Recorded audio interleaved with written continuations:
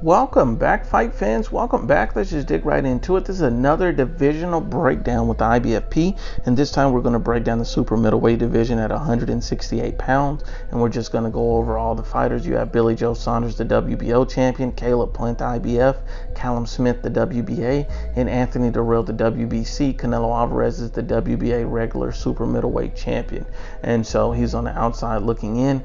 And then you have, we'll start with Joe Saunders and break him down. He's 28-0 with 13 knockouts.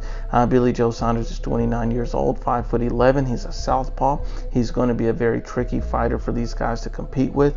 And Joe Saunders not only is undefeated, he's shown to pass every test that he's been involved in, and he's shown to have a very difficult and unorthodox style to deal with. So Joe Saunders would be a great name on anybody's resume, and he's definitely one of the top fighters at 168 pounds. The only thing I don't like about Joe Saunders is that it looks like he clearly avoided a fight with Demetrius Andre at 160 and instead choosing to move up to 168 to grab an easy and free belt. So I have to put an asterisk by Joe Saunders. Then you have Callum Smith, who's 26-0 with 19 knockouts. He's 29 years old. He's an orthodox fighter. He's 6'3" with a 78-inch reach. He's a World Boxing Super Series champion. He's a world champion.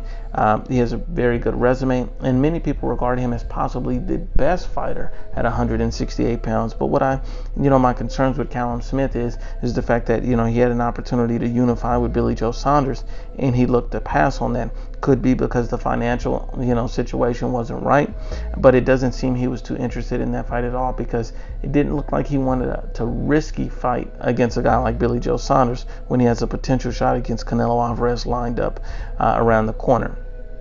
But let's keep it going. Anthony Terrell, he's 33 wins, 1 loss, 1 draw with 24 knockouts. He's a very good fighter. He's 34 years old. He's orthodox.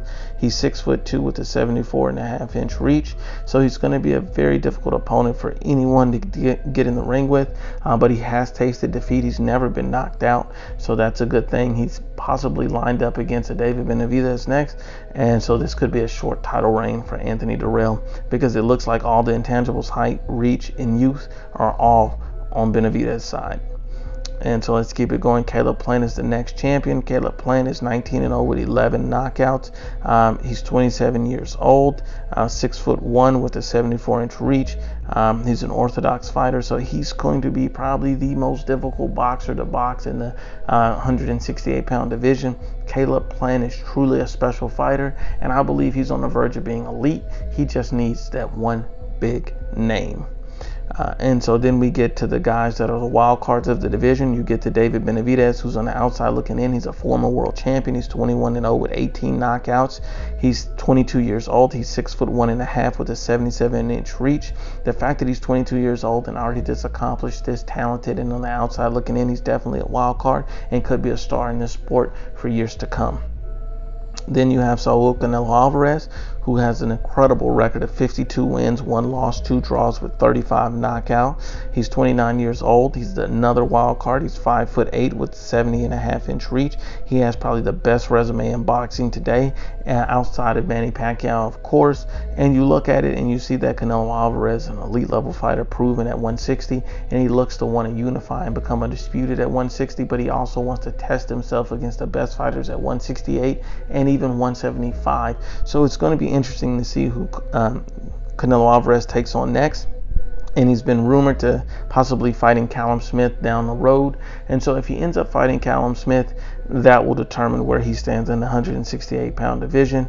And, he could ultimately become the best fighter in that division as well.